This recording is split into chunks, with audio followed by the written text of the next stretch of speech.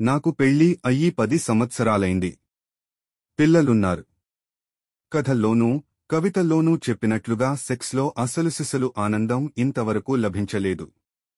ఆనందం సెక్స్లో పొందాలంటే ఏం చేయాలి? సెక్స్లో పాల్గొన్నప్పుడు అద్భుతమైన అనుభూతి, మధురానుభూతి కలగాలంటే ముందుగా భార్యాభర్తల మధ్య చక్కని అనుబంధం ఉండాలి, ఆప్యాయత ఉండాలి. ఒకరి ఎడల మరొకరికి చెప్పలేనంత క్రేజ్ ఉండాలి, తహతహ ఉండాలి. వాళ్ళిద్దరి మధ్య చక్కని రొమాంటిక్ ఫీలింగ్స్ ఉండాలి, రొమాంటిక్ టచ్ తెలిసి ఉండాలి. మనస్సులో నిరంతరం రొమాంటిక్ ఫీలింగ్స్ ఉండాలి. ఇద్దరి మధ్య ఎంత ప్రేమబంధం ఉన్నప్పటికీ రొమాంటిక్ ఫీలింగ్స్ లేకపోతే కలగవలసిన మధురానుభూతి కలగదు. సెక్స్లో కలిగే మధురానుభూతి అనేది ఆ క్షణం కలిగేది కాదు.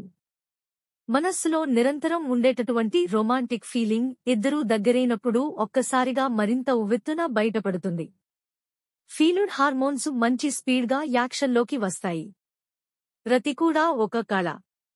ఆ కళని చక్కగా అనుభవించడమనేది ఎవరుమటుకు వాళ్లు నేర్చుకోవలసింది, ఆచరణలో పెట్టుకోవలసింది, అనుభూతి పొందవలసింది.